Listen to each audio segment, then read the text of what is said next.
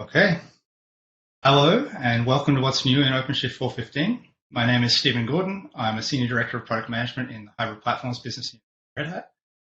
Today we'll be hearing directly from our product management team about what's new in the upcoming latest and greatest release of Red Hat OpenShift. Before we get into that, just to level set.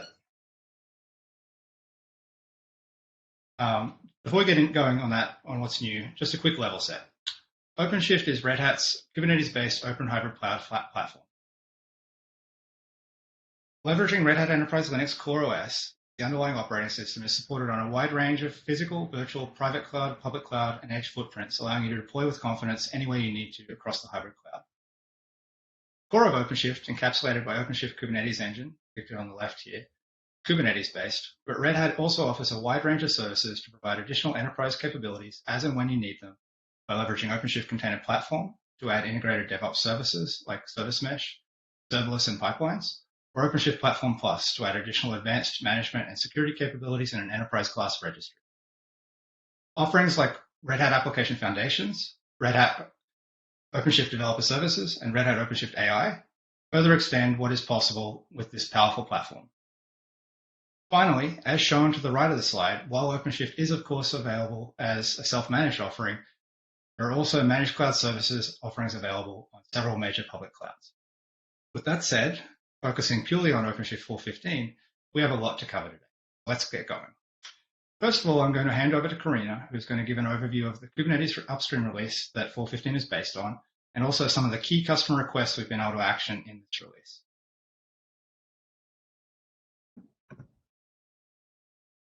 Thank you, Steve. Hi. So OpenShift 4.15 at its very core is based on Kubernetes and Cryo versions 128. Now this Kubernetes release has a number of enhancements to help increase the stability, performance, maintainability, and consistency of the core platform, while also augmenting workload innovation. For virtual machines, we and the KubeVirt community are especially interested in node system memory swap support. And for AI-driven and intelligent workloads, the Kubernetes Job API now allows for more choices in AI model training and retraining. And other key production enhancements are the preconditions to make webhooks less risky, as well as the ability to read caches more consistently. Also, large and complicated jobs can now fail faster and more accurately, and this contributes to the overall, just better overall performance of Kubernetes in production. Next slide, please. Hey, that's what's happening upstream. Let's talk downstream. Each and every release, our teams work very hard to bring you your top requested enhancements. And some of these key improvements for this OpenShift release include enhancing the OVN IPsec to support encrypting all data between OpenShift and any external provider. The Ingress operator dashboard in the OpenShift console includes HA proxy metrics visualization now. And you can now deploy compute nodes in AWS wavelength zones, which are specifically built for ultra-low latency applications for 5G devices. And for console improvements, you can now view the first 1,000 lines or full pod logs in the web console. Node uptime is no longer a mystery, and now your users can easily see if a VPA is attached to it, that's your vertical pod autoscaler, plus the recommended values generated from the VPA. And now back to you, Steve. Thank you, Karina. Now we're going to take a look at some of our spotlight features in this release. I'll provide a quick summary view of these, and in a moment, one of my colleagues will introduce each feature in. OpenShift 4.15 has a focus on core platform enablement, alongside improvements for edge and virtualization use cases, while continuing to accelerate modern application development and delivery across the hybrid cloud. In this spotlight section, we'll highlight key features in Red Hat OpenShift 4.15 before we broaden the aperture to look at the rest of the release. We're going to start our walk through the spotlight features by looking at the edge with my colleague Daniel Froelich. Take it away, Daniel. Thanks, Steve. Let's start with our smallest edge offering, Red Hat Device Edge and MicroShift. Friendly reminder, MicroShift is not the same as OpenShift, but derived from OpenShift. It is our Kubernetes distribution targeting small form factor edge devices. I'd like to highlight two awesome new features. First, we now support MicroShift on RHEL 9.3, which has new hardware enablement, especially for NVIDIA Jetson Orin devices. OpenShift AI has the capability to embed models into containers. This together results in a powerful model serving stack for the edge. The second highlight feature is the support of the Operator Lifecycle Manager as an optional add-on to MicroShift to simplify the use of operators. We recommend to build your own catalog with just the operators you need to save resources. Let's see what's happening in other edge areas. Mark, please.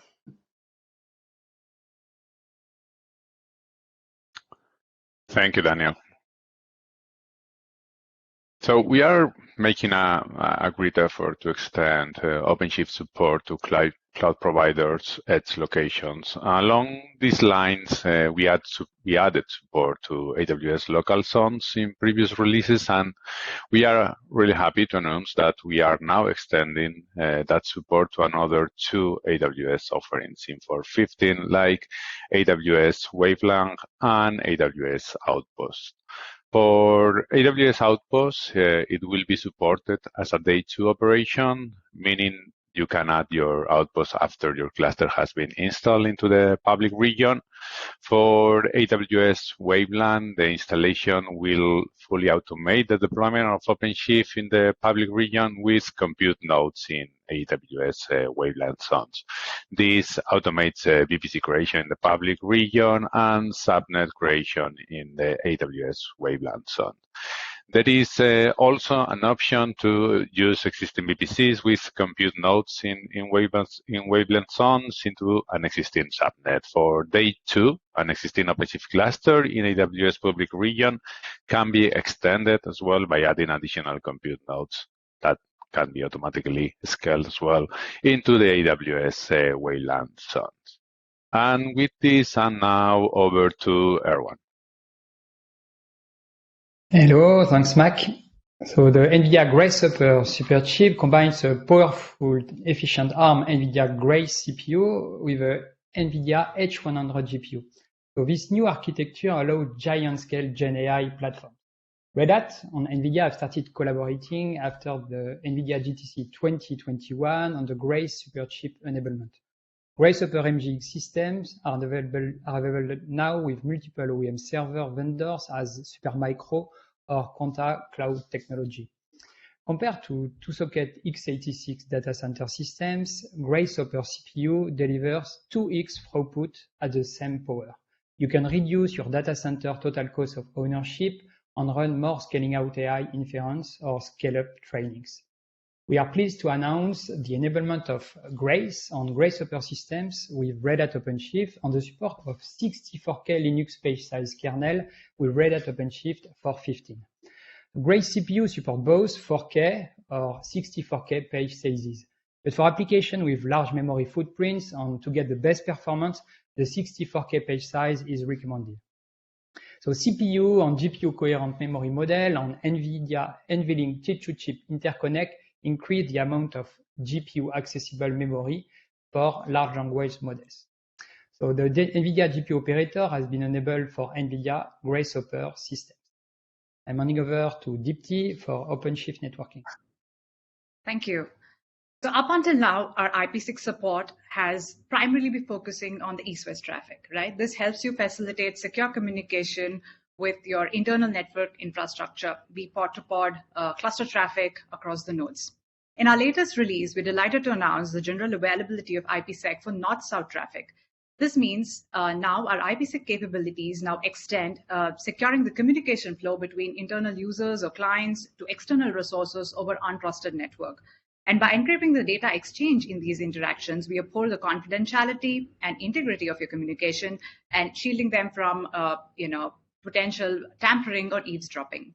This enhancement represents a significant milestone in bolstering the security of our network infrastructure and ensuring the privacy of your data exchanges. This is, however, available only with OV and Kubernetes. Next slide, please. We're thrilled to announce the launch of our latest feature, our networking dashboards. Up until now, we had a lot of related metrics that we were reporting, and we recognize the need to have a consolidated view to present you a summary of these metrics that can help you in providing quick insights into your network traffic facilitate easy monitoring, also help you troubleshoot your network systems. So our networking dashboards offer dedicated views of various aspects of your network infrastructure. So we have the Ingress dashboard, where you have a one-stop shop to monitor your HA proxy error rates, cluster-wide statistics, shards, routes, etc. You have an infrastructure board, which is basically all kinds of metrics around your OVNK control plane stats, the control plane resource utilization, latency on your pod deletion and creation. And of course, we have the Linux networking subsystem that kind of gives you a comprehensive view on your network performance. With these dashboards, now we have a centralized hub to aggregate and visualize all kinds of critical network metrics, empowering you to make informed decisions and streamline your troubleshooting process. Next slide, please. Over to Roger. So thanks, Deepti. So in the observability area, we have two major updates that we are very excited to share. Right? First of all, Red Hat Build of OpenTelemetry is now generally available, and this is a great advance in our journey of providing the most open observability platform. Right? That's not all. Right? We are enabling many features in tech preview, and we want to help developers to build awesome and observable code and foster integrations, right? So this goes from automatically instrumenting your code to aggregating metrics from spans, or even creating alarms, or sending the data between clusters. And all of this is made available with the Red Hat Build of OpenTelemetry. But that's not all. What else? We're also step-by-step expanding capabilities. So now Prometheus metrics can be scraped, converted, and sent to multiple backends, easily managed and scaled with the target allocator.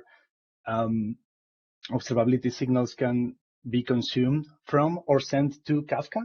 And for the first time, file log and journal D receivers have been added as developer preview to gather early feedback. So we can't wait to listen to your feedback and how you use OpenTelemetry, right? And then if we move to the next one, the second milestone is that we are thrilled now really to announce the technology preview of power monitoring for Red Hat OpenShift.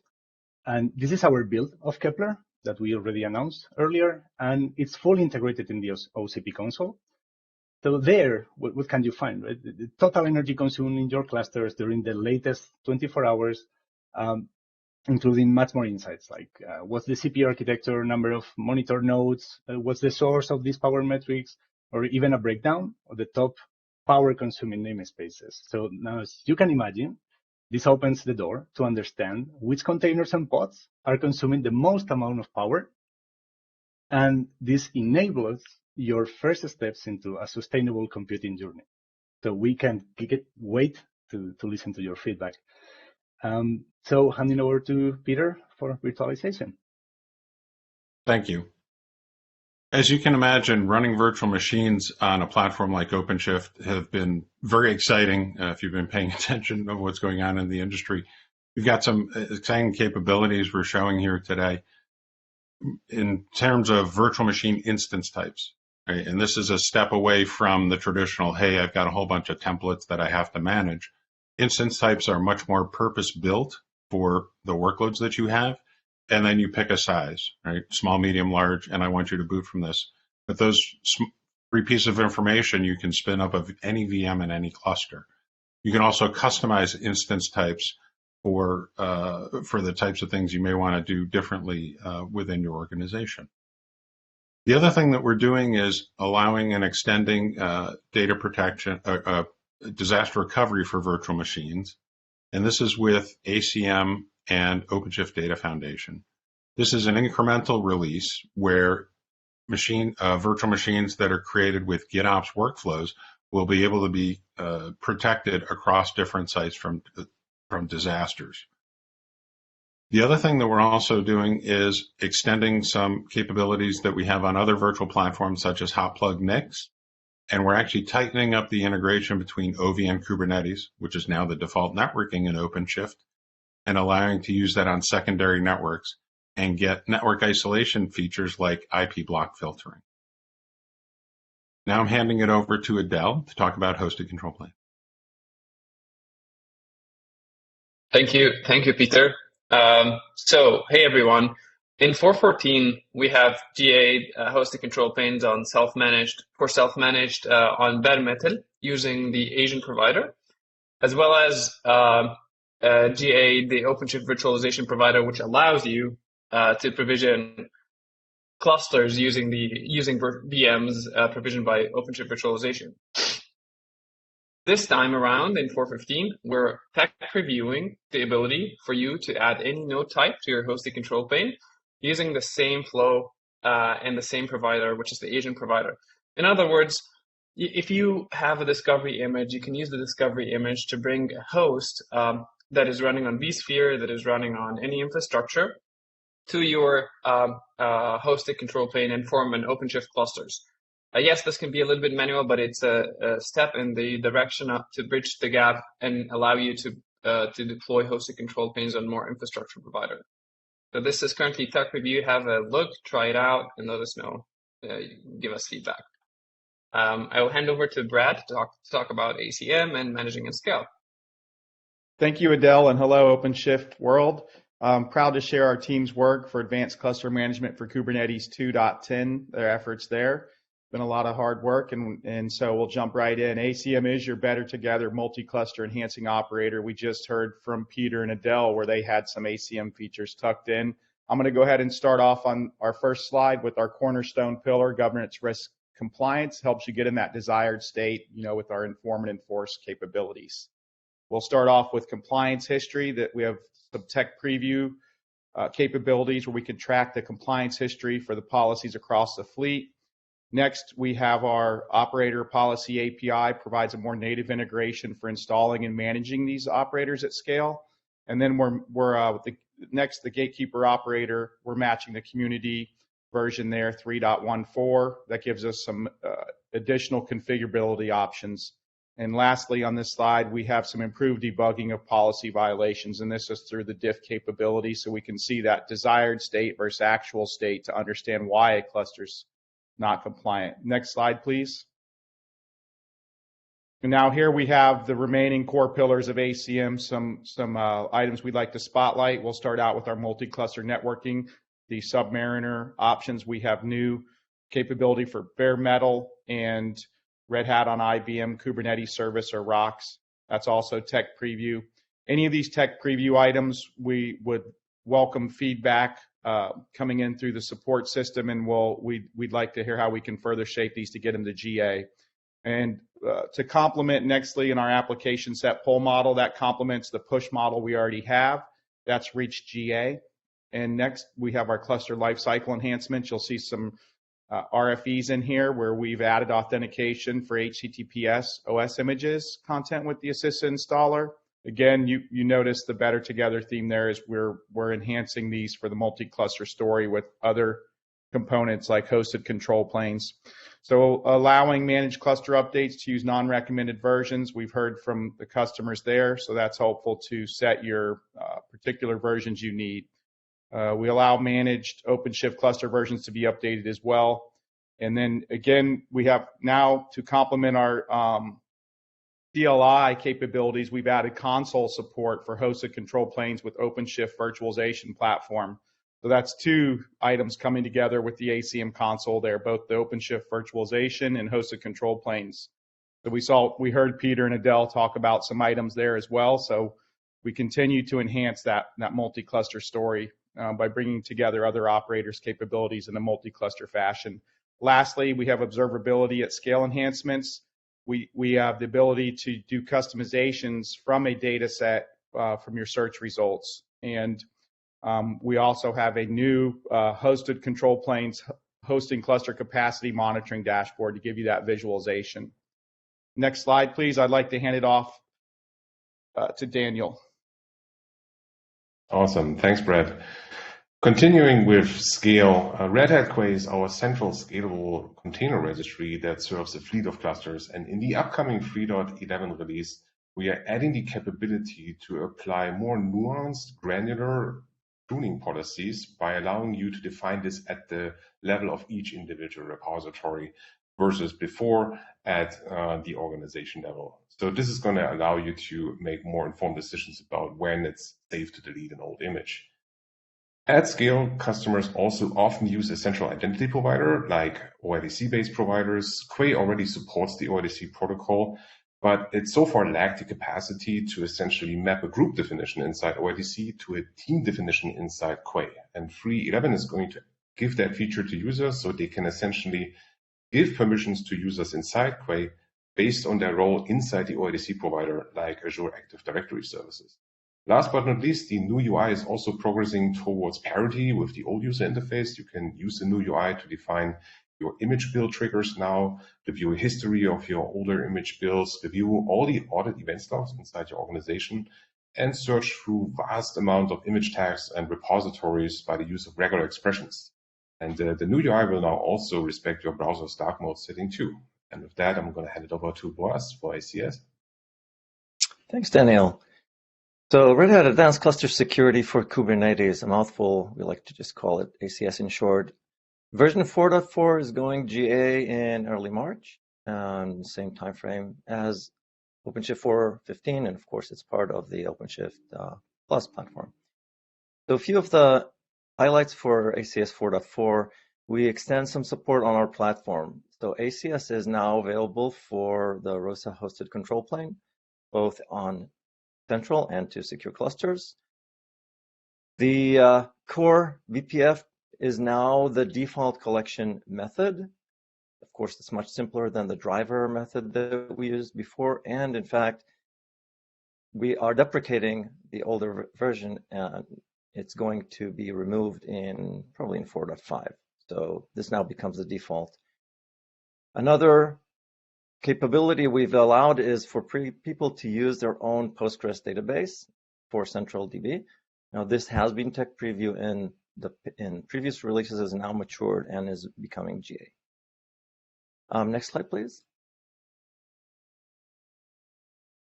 So following a significant effort for consolidating Claire v4 with the ACS original StackRock scanner, we are now introducing Scanner v4.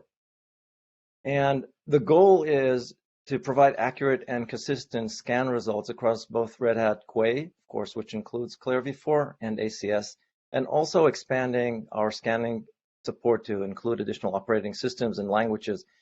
As you can see in the table, both technologies have benefited from this consolidation. And Scanner v4 is now taking the place of StackRock's ACS scanner. As we roll it out, people will still have the option to use the StackRock scanner, but we are highly encourage people to start using Scanner v4, as pretty soon it will become the only scanner available for ACS. Yeah, we're also using osv.dev now for security data, which really improves the accuracy for language vulnerabilities. And next slide, please. Another maturing technology that we've shared as tech preview in the past is our build-time network policy tools. So it now is going GA. It allows DevOps team and developers to develop Kubernetes network policies. Very tough problem.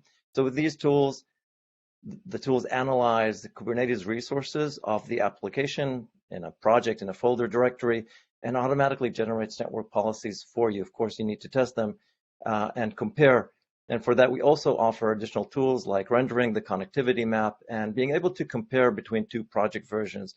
All of these tasks are really hard to do without tooling. I encourage people to start using that and give us feedback. Next slide, please. So speaking for Anjali, who couldn't make it today, I want to talk about Cert Manager Operator version 1.13. So honestly, this was already included in OpenShift 4.14, but we didn't talk about it then. So just as an opportunity to mention it now. The Cert Manager Operator is a service that provides certificate lifecycle management, and it helps users integrate with their own external CAs and manage certificate provisioning, renewal, and retirement. Now, with this release, we are adding new capabilities the users have asked for, which is very importantly, in addition to managing their application certificates, they can now manage OpenShift, specifically the ingress controller and the API server.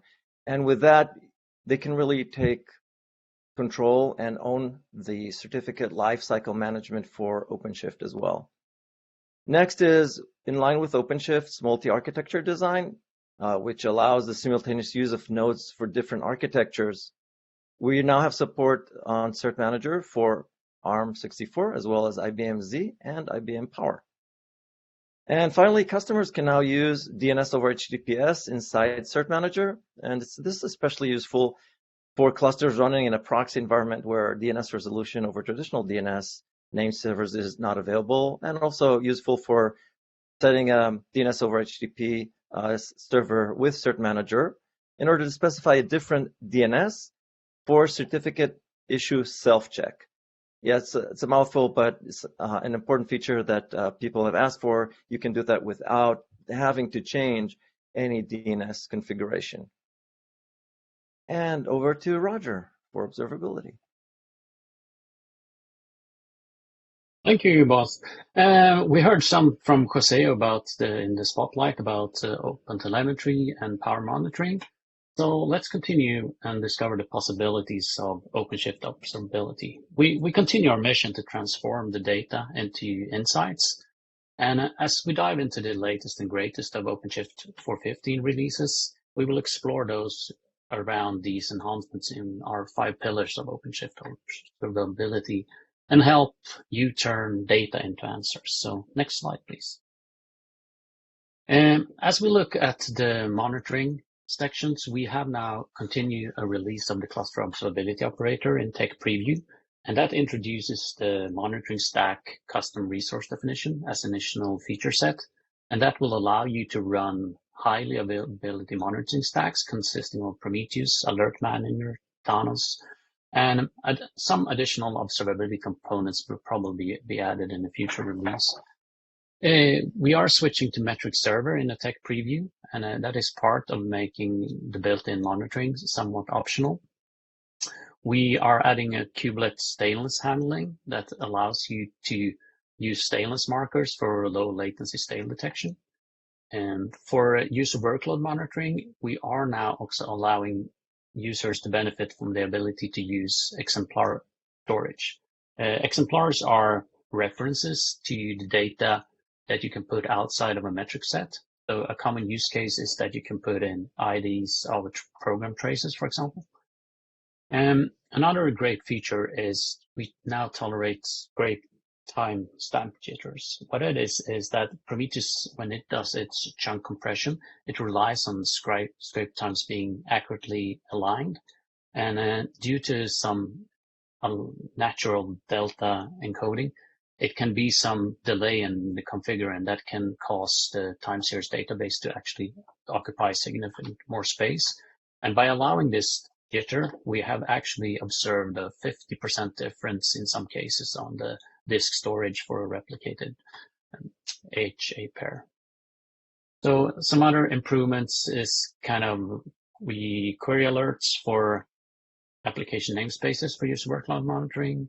Will allow the P2P operator to support alert for if the node clock is not synchronizing, and some external labels that we will configure will now be visible in the alerts triggered in the console.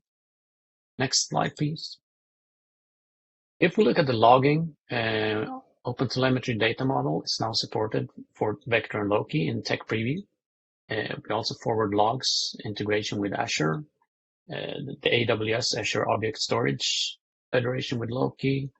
Vector can now receive logs from RSys logs. So a lot of convenience updates and features.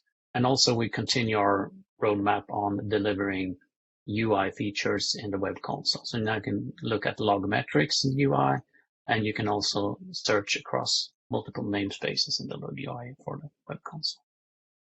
Next slide, please. So in distributed tracing, the temp operator is now generally available as a preferred backend to store traces, and it comes with support also for the ARM architecture. Tempo is the scalable distributed tracing solution that we support. And in order to focus on this new stack, Jaeger will now be deprecated. We will continue to providing critical CV and bug fixes for these components, at least for 2 releases. Tempo will also have the Jaeger user interface in its traces. But in the latest release now, we also have support for span request, counteration, and other red metrics. So this constitutes the great leap for our customers, who now can visualize in the monitoring tab on the fly, looking on performance monitoring for their applications without investing like in any third-party platform. So last but not least, we have just enabled in the developer preview, the Tempo monolithic deployment. This is a drop-in replacement for the Jaeger all-in flavor, allowing for the easy local deployments, but not for production. So I'll now hand over to Thomas for the updates on insights. Thank you. Hi, everybody. With this release of Red Hat OpenShift, Insights brings deployment validation for on-premise clusters. We previously introduced this technology for our managed offerings. Right now, we're bringing it to the general population as well. So you can get answers on whether your developers are actually setting deployments with improper resource limits, wrong pod disruption definitions, wrong networking policies, and more and more, to give you the power to basically check how developers are influencing behavior of the core platform. Additional features include conditional data gathering to reduce the footprint of Insights data being sent to Red Hat only to data that we need when we see an issue with your cluster. Fleet Insights is a new integration in Red Hat ACM, which allows you to display the summary of most critical and important information from failing operator conditions, alerts, and Insights recommendations. With that, I'd hand over to Ali with console news. Thank you. I'll be covering for Ali. Next slide, please. Dynamic plugin framework. So we incrementally on every release of OpenShift introduce some enhancements, and in 4.15 we have added a new detail page extension. So for customers or partners are creating a dynamic plugin for the CRs, they don't have to from scratch create a detail page. There is a template and a starting point they can use, and we have added examples of that in the cron tab example repo for dynamic plugins that you find on GitHub. The other enhancement in this release is that we now support both Pattern Fly 4 and 5, so that customers who have existing plugins on their own time, they can start planning upgrade to Pattern Fly 5. Next slide.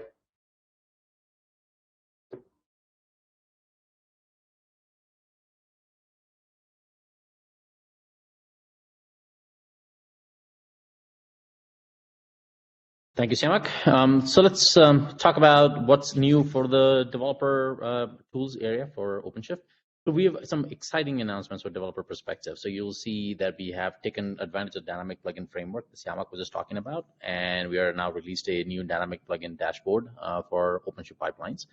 And there's also going to be a brand new, experience for creating serverless functions in developer perspective.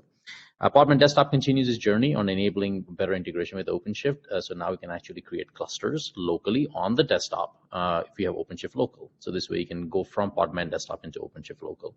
And once you start deploying applications, it shows you the context and allows you to manage them directly from Podman Desktop. If the developers that prefer to use the IDE to interact with OpenShift, the IDE extensions that we have, the OpenShift Toolkit and the OpenShift Serverless, both have been enhanced with newer capabilities. Helm charts allowing you to basically do some remote deployments directly from the plugins. So that's exciting for developers that prefer to use IDEs.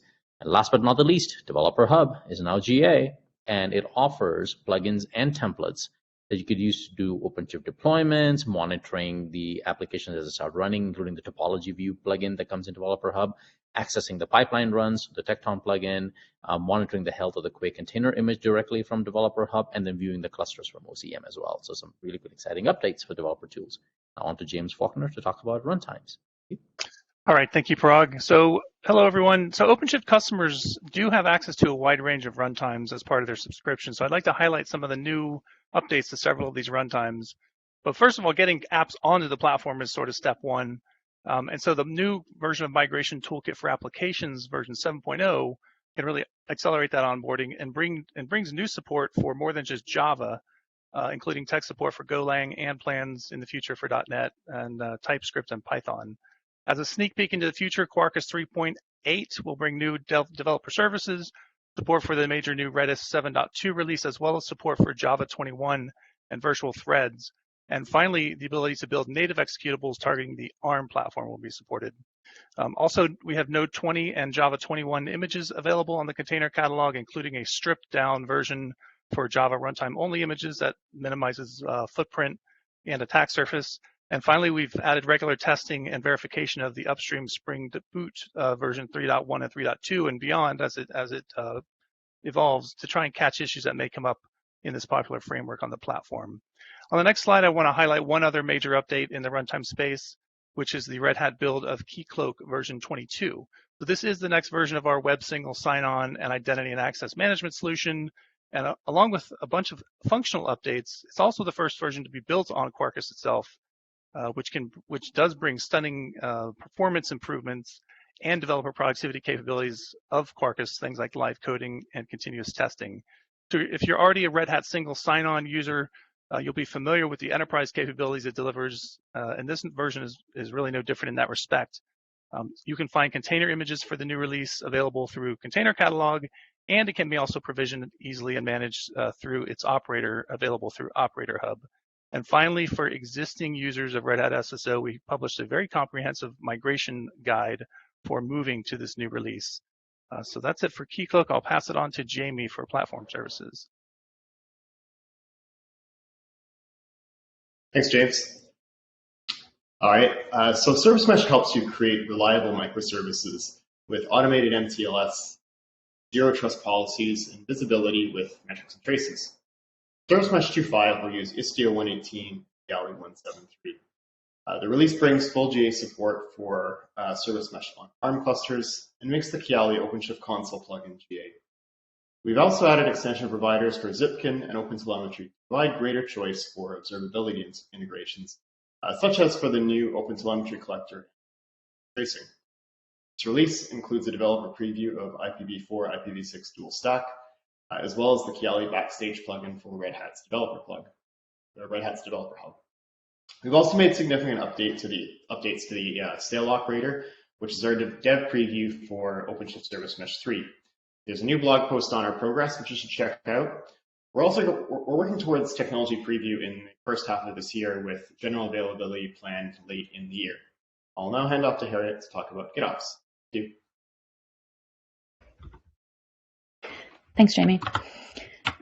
So there'll be two GitOps releases of interest to those of you upgrading to OCP 4.15. OpenShift GitOps 1.11, which we released in December, and 1.12, which is coming out in the middle of March. So a couple of standout features. In 1.11, we introduced dynamic shard rebalancing as tech preview. So when you're managing a lot of applications with Argo CD, you're probably already doing scaling for your application controller, but it can be hard to manage the replicas and get a good distribution of cluster resources per shard. With dynamic rebalancing, you can set your min and max shards and let the round robin algorithm take care of the rest. In 1.12, we've got notifications going GA, as well as 3 new tech preview features for you. We'll have official support for the upstream Argo CD CLI. We've added a rollouts traffic management plugin for OpenShift routes. And we are very excited to launch a tech preview of OpenShift GitOps for MicroShift. We'll have a manifest-based install that only includes the core Argo CD components, which enables you to optionally bundle a much smaller footprint version of GitOps in with your MicroShift image. I'll hand over to Gustav to talk about pipelines. Thanks, Harriet. So OpenShift Pipelines is basically your cloud-native CI/CD solution based on Tekton. So with OpenShift 4.15, we will get OpenShift Pipelines 1.14. In 1.14, we have focused on observability and performance of Tekton at scale. On the observability front, in the last quarter, we released Tekton results as tech preview, which actually help you archive the Tekton objects. It's still in tech preview, but there are certain new features that we have introduced in 1.15, which includes, for example, users can bring in their external DB or storages now. We have also introduced a new API for summarizing the logs with various kinds of filters.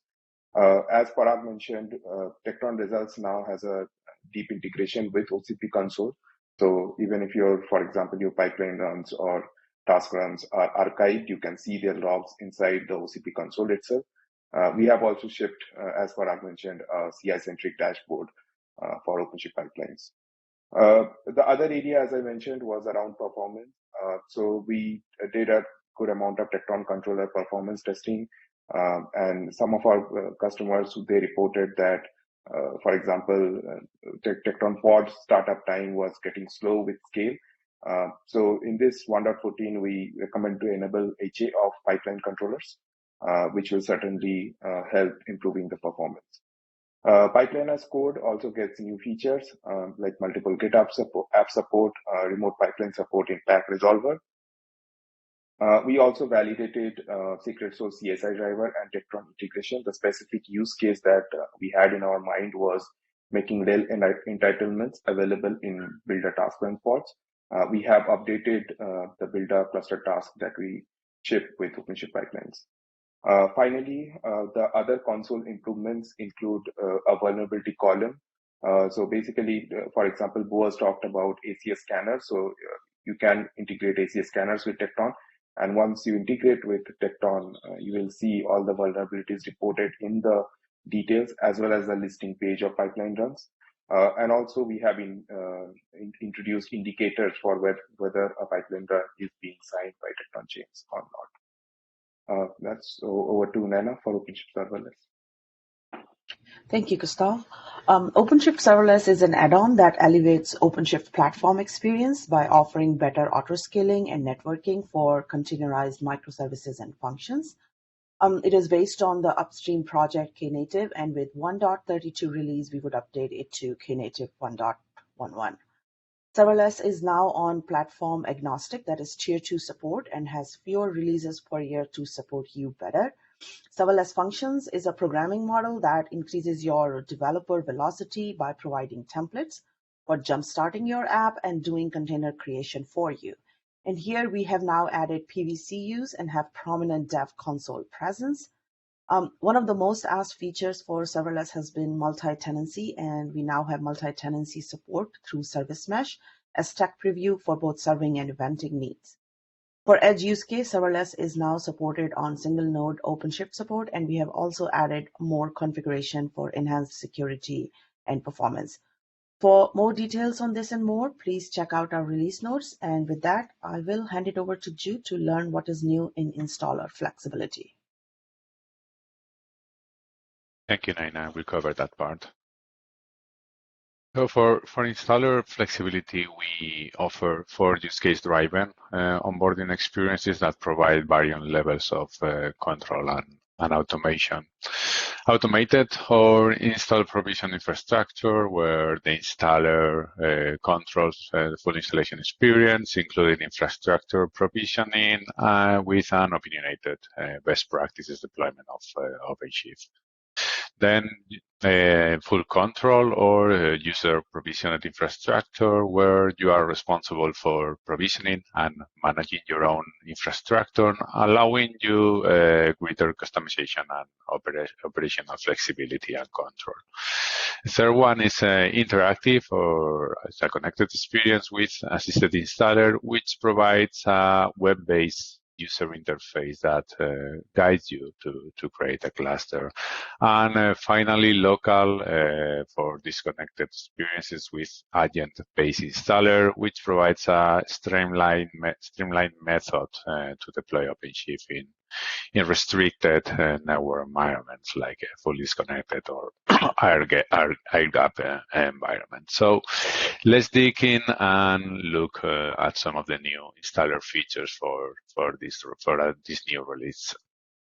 So let's focus first on the highlights for installation on cloud providers. For AWS, alongside adding support to AWS Outpost and AWS Wayplant, as I mentioned at the beginning of this session, we have also added support to a new AWS region in Tel Aviv.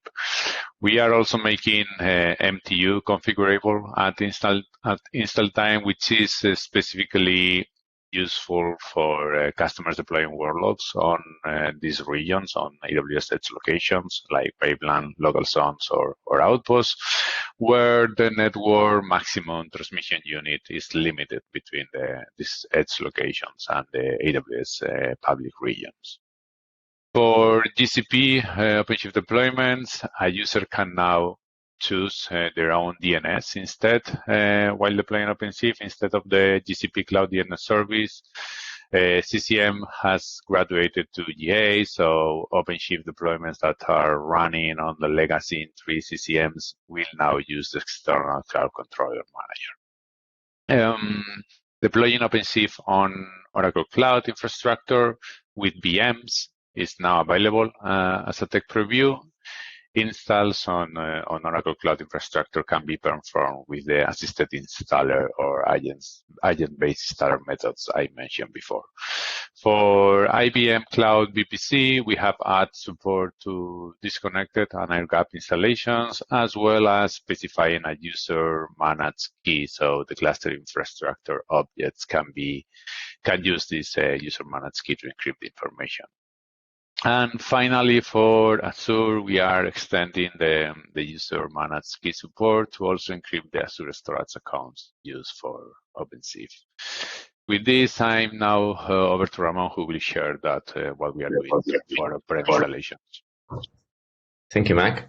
So we start with the agent-based installer, and we have added 4 features. The first one, now in 4.15, you can configure bare metal hosts on day 1. Essentially, you will introduce in the install config.yaml file what you see on the right, username, password, and address of your VMC to have the nodes managed way. Keeping with improvements on day 1, we are also adding to install config.yaml features like device hints to be able to specify the device you want to install OpenShift on in your bare metal nodes, host networking configurations, and other configurations directly into this file to simplify and unify what we are doing with IPI now in agent-based installer. We can also now configure the vSphere credentials on day 1 right away, along with the installation when you create the image. And finally, we are introducing GA for platform external support, just like we've done for Oracle Cloud Infrastructure, which uses platform external that you can install from the agent-based installer. Other platforms, other integrations with new platforms will benefit from this. Next slide, please. And OpenShift on vSphere. 2 main things we wanted to highlight. First, we are documenting, and this is ready to see in the 4.15 documentation, the minimum privileges you need for vSphere. This will allow you to set granular permissions while staying secure and functional at the same time in both IPI and UPI. So here's a screenshot of the new documentation that you are going to see in 4.15 for this part.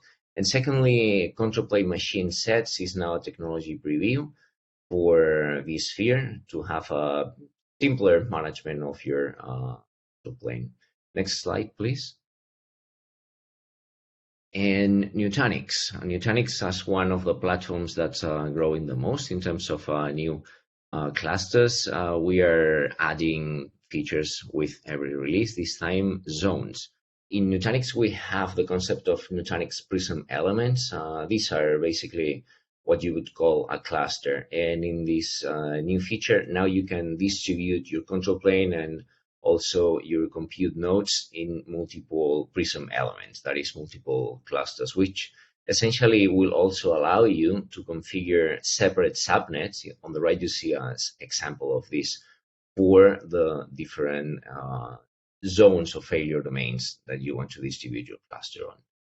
And this is available in IPI deployed clusters. Next slide, please.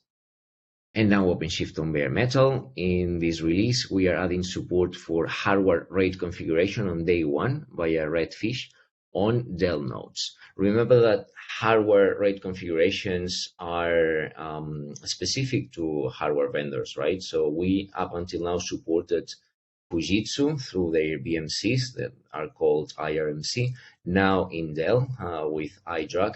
And in the future, keep an eye on this, we are adding also HPE and Supermicro. That's beyond 4.16. Next slide, please. And OC Mirror. I recently started covering OC Mirror, so if you have any feedback or anything you need from OC Mirror, I'm your product manager. And in this release, we are introducing a developer preview of what we call enclave support. This means that with OC Mirror, now you can have a centralized image registry disconnected that you can update against the registry that we publish at redhat.com. And from it, you can maintain multiple other registries disconnected at the same time, called enclaves, from this one. With this, you will save time, effort, bandwidth by just mirroring the images that you need to each of your enclaves to support different environments in your infrastructure. And with this, I'll pass it over to Gil. Thank you, Ramon. So what's new for OpenShift on OpenStack for 4.15? So first of all, we are debuting dual stack support on OpenStack, which is basically deployed with dual stack, and this is for UPI and IPI clusters alike. In addition, we're going to introduce an improvement to how we are about to consume fast data path instances. So this is basically in tech preview, we're gonna introduce an improvement on how the machine sets are being deployed and catered for specifically for telco customers, and that's basically OVS DPDK, so DPDK virt.io, and also with SRIOV DPDK. This is something that our telco customers running OpenShift have been asking for quite some time. And last but not least, this is the end of the road for Courier. So we have introduced in 4.14 documentation to migrate off Courier towards OVN Kubernetes, but starting from 4.15, we will not basically entertain any more new installations with Courier, and also upgrades will be blocked. So keep that in mind. And with that, I'm going to turn it over to Mark. Hey, thanks, Gil. Much appreciated. For CoreOS land, so first up, the ARM64K page kernel is available. As Erwan mentioned, this is recommended in most scenarios for better performance. Next up, we have tech preview support for installing RCOS to the primary disk over iSCSI for devices that support the iSCSI boot firmware table driver, iSCSI_IBFT. There are some known issues in some cases, but if you have the hardware, please give it a try. It'll be tech preview. Last on CoreOS, custom image installs are coming. This is going to come via RHEL image builder. The initial release is only going to support raw format, so it won't be immediately useful for out-of-tree driver scenarios, but custom live ISO support is a top priority. On the machine config operator, we've tweaked config merging logic so that custom pool settings always take priority over the worker pool. Our prior logic depended on alphanumeric order of the pool names, and that sometimes led to undelightful results. Finally, 4.15 brings a tech preview of enhanced MCO state reporting, which will bring more correct and detailed information about the phases of configuration rollouts and updates. This should aid everybody immensely in troubleshooting and giving administrators an API they can rely on to understand the state of their machines. Next up, Gaurav with control plane news. Thank you, Mark. Enabling DevFuse. So conceptually, containers are very secure, right? Nothing can seep in and seep out. But in certain use cases, the container needs to be mounted on DevFuse. So in 4.15, we are enabling DevFuse in containers, and the benefit you will see the result in better and faster builds in parts. Next slide. Okay, deprecating ICSV. Very important, deprecation is not removal. but we are encouraging customers to start using IDMS. In 4.15, we will support both in same cluster, and we will have a migration step documented in documentation where you can just see how to migrate from ICSP to IDMS. Next slide. Must gather, many might have used it. You use it to gather the logs and send it into Red Hat. It runs on the master node. Sometimes when the node is, when your cluster is too big, it has too many logs, the logs gets into gigs and gigs. It tends to fill up the master node. So now in 4.15, we are going to cap it out of the box, like 30% of total volume, so that it will not fill up your master node. Next slide.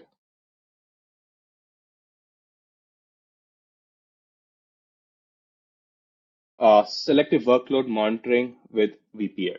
So VPA, when you install VPA, it installs in own namespace, and all the application deployed in that namespace, it monitors everything, right?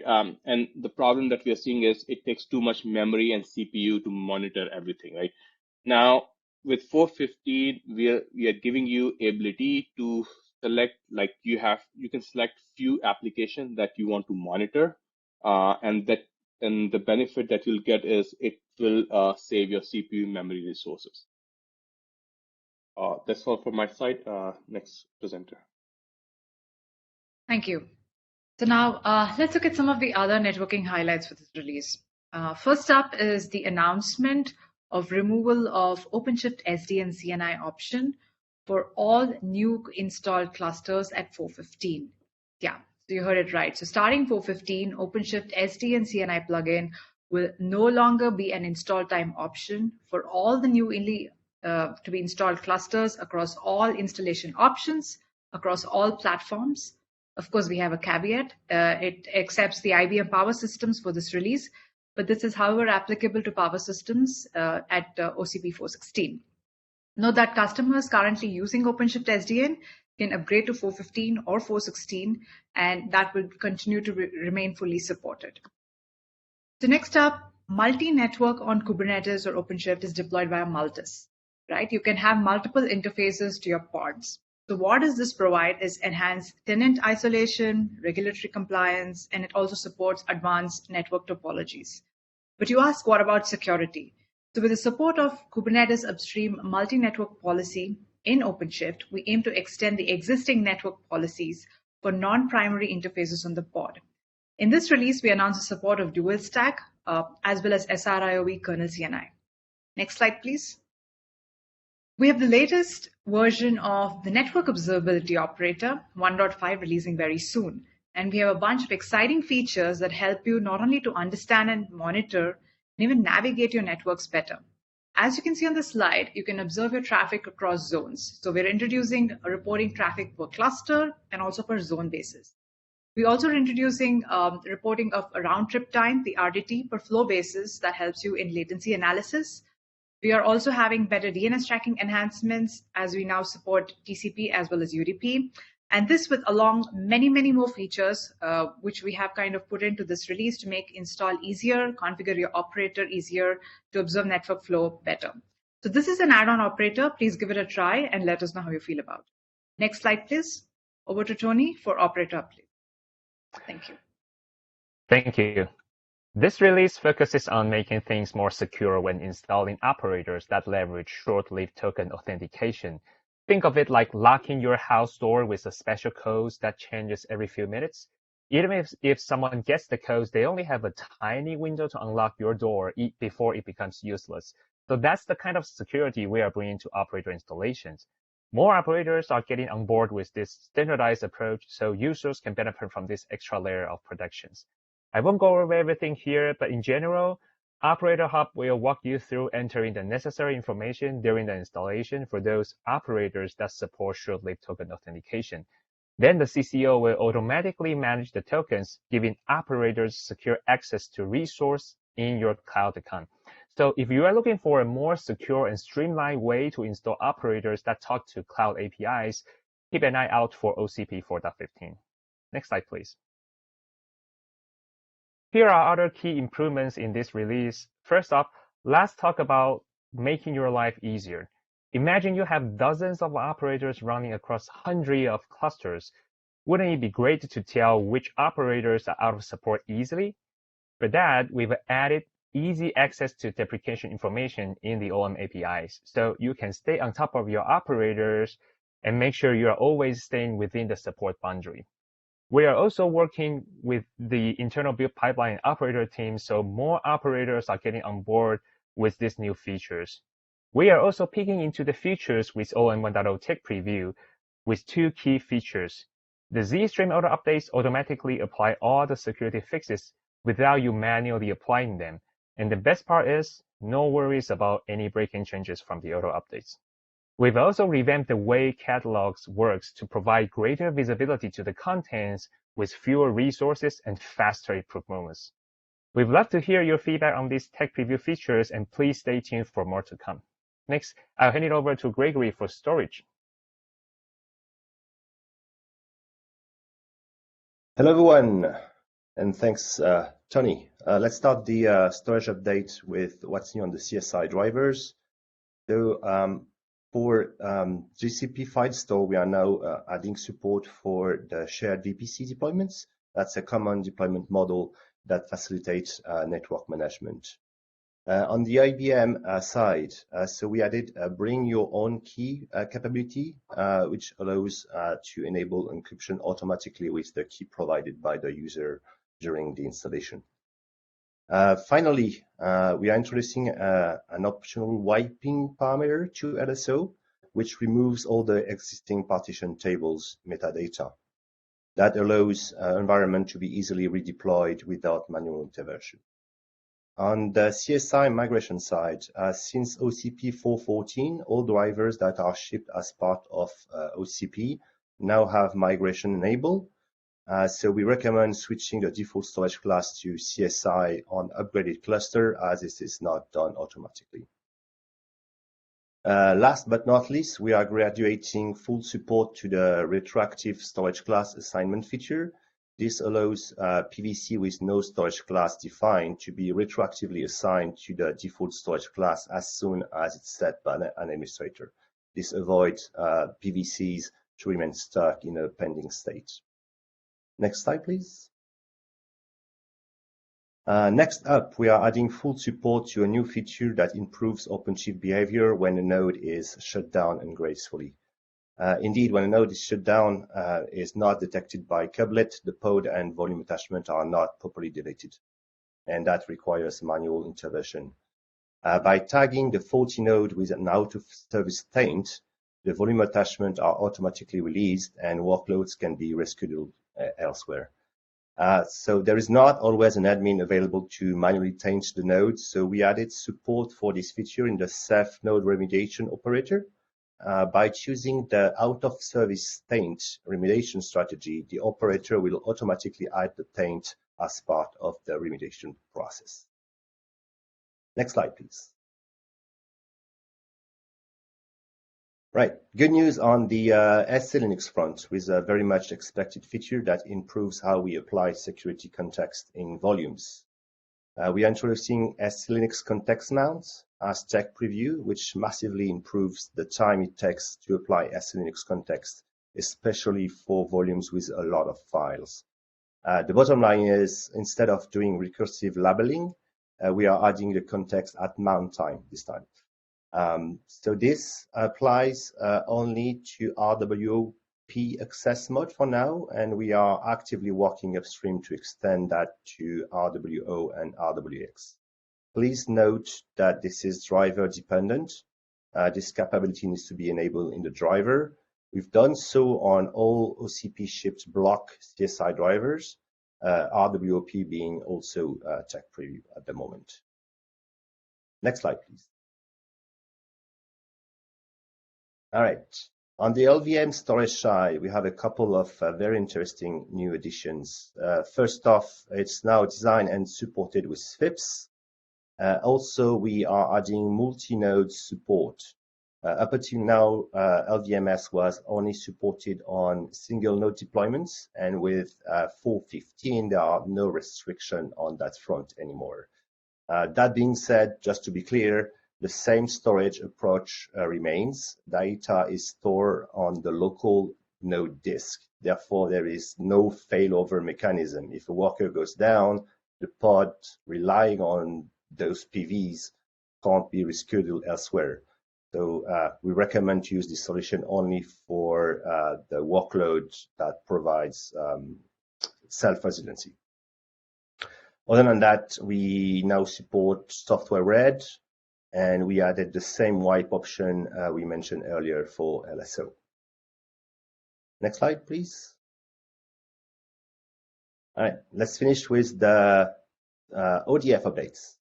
So in this release, we expand the regional DR for block and file using ACM console to existing deployments. We are also adding full support to the non-resilient storage class feature, also known as Replica 1.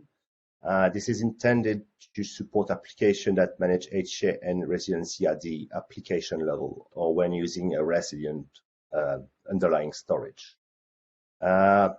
What else? We also added performance profiles that can be set during deployment and post-deployment with the option to change them later on. We also added an option for customers that are using internal mode to also connect to an external Ceph on top of that, right? So cluster can now be expanded and that improves the overall capacity. You can also define data location or configure multiple storage tiers. And that is it for the storage update. Handing over to Michael for Telco 5G. Thank you. Thanks a lot. Thank you. Some ports which are in telco use cases requires dedicated CPUs. It is because of they need to handle DPDK-based data plane. Such pods usually consume full CPU if they need, for example, one of them. And on top of that, they need extra millicores, which they consume for pushing statistics, logs, manage the dedicated CPU configuration. Before this feature, Kubernetes allocated extra one core, which means also two CPU cores when hyperthreading was enabled to meet requirements per pod. It means for us huge waste of resources. With this feature available as a dev preview in 4.15, pod get exactly amount of dedicated CPU that this pod needs. For us, it's savings of CapEx, OpEx, and more important, helping our end users in their sustainability effort. Next slide, please. Red Hat plans to reduce service downtime for upgrading single-node OpenShift deployments by introducing image-based upgrades. We created a new operator, lifecycle agent operator, which runs on single-node OpenShift and in two different locations, staging and at edge site. At staging facility, lifecycle agent operator is responsible for generating pre-installed DU-configured single-node OpenShift image, also known as SID image, that will be uploaded to the repository available for edge sites deployments. At the edge site, lifecycle agent operator will run on single-node OpenShift to orchestrate upgrade process using the generated SID image. This operator will backup CNF Kubernetes artifacts to external S3 storage, reboot to new image, restore site-specific configuration, and CNF Kubernetes configuration.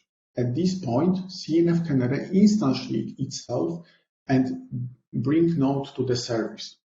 There are two reasons that image-based upgrades are so impactful?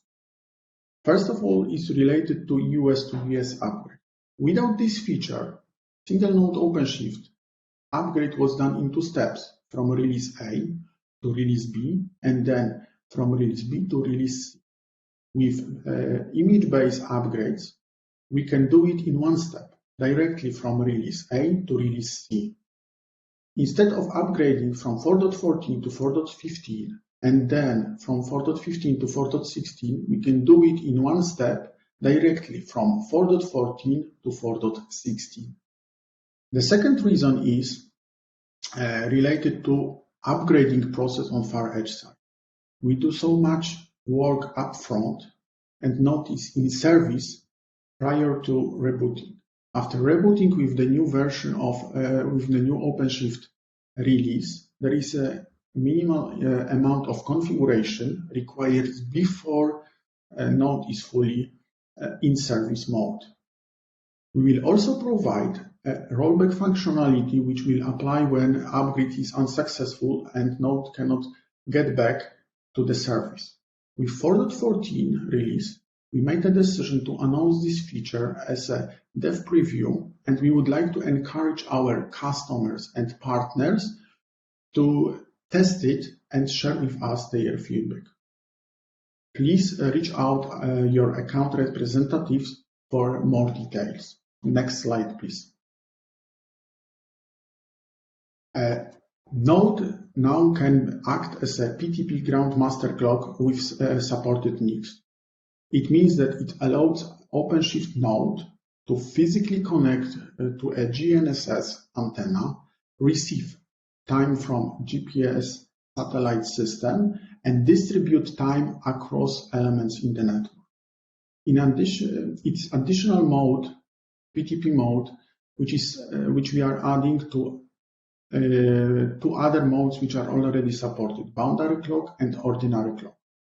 We made also the decision to backport this feature to 4.14, and single NIC Grandmaster was backported to OpenShift 4.14.6. Dual NIC Grandmaster will be supported as far back as 4.14.14. And with that said, I would like to hand it back to Steve to close us out. All right. Thank you, Mikhail. Thank you all for hanging in there and spending some of your time out of your day with us to hear about OpenShift 4.15. I just also want to acknowledge for the folks who are watching on YouTube, I know we had some audio issues over there, so thank you for sticking with us as we start out. We will look at what we can do with the recording from our host platform to make that available as well, so that you don't miss those first couple of minutes. Before I close out today, I did just want to highlight a couple of resources. So first of all, at learn.openshift.com, we have guided demos and new features that are available for you to try on a real cluster. At try.openshift.com, you can find more OpenShift information, documentation, etc.